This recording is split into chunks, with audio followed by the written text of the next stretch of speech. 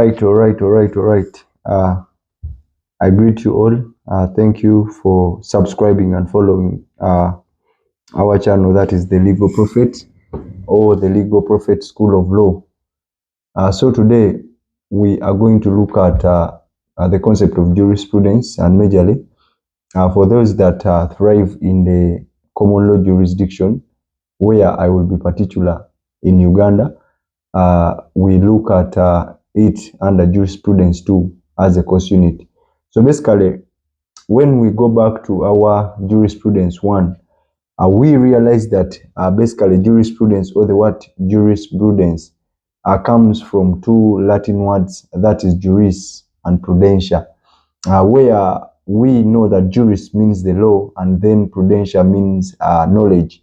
And when you combine the two, you get what we call knowledge of the law.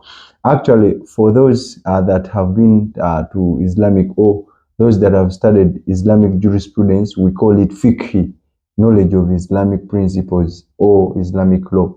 So jurisprudence, we saw that some believe that it developed through theories. Most of the people believe that jurisprudence developed through theories.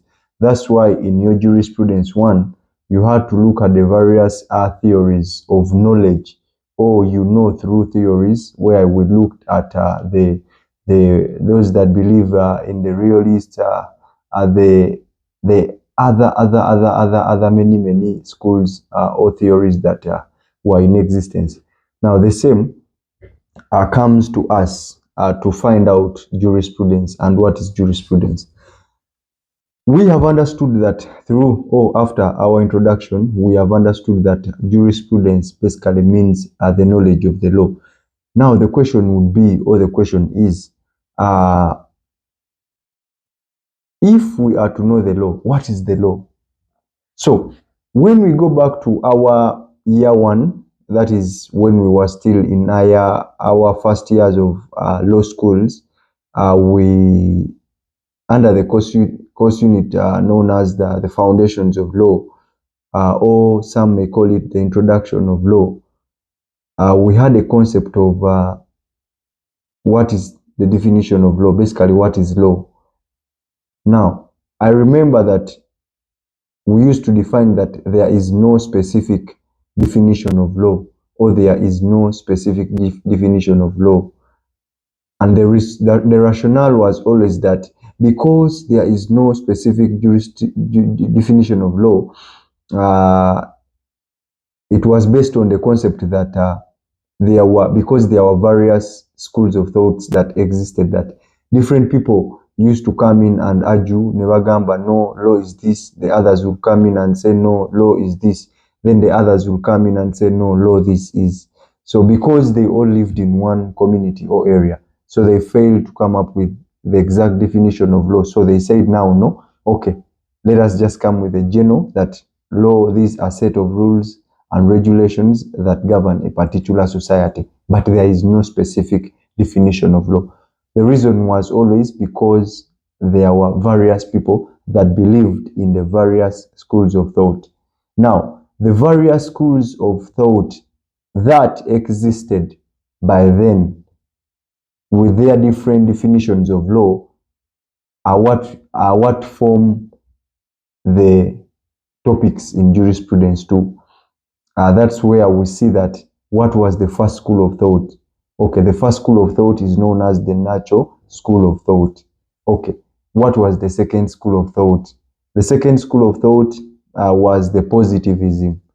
Who were in the positivism? Have you heard of John Austin and his command theory? Basically, all that. Then the other school of thought is the sociological. Have you heard of the sociological school of thought? Have you heard of Montesquieu and other people in such schools of thought?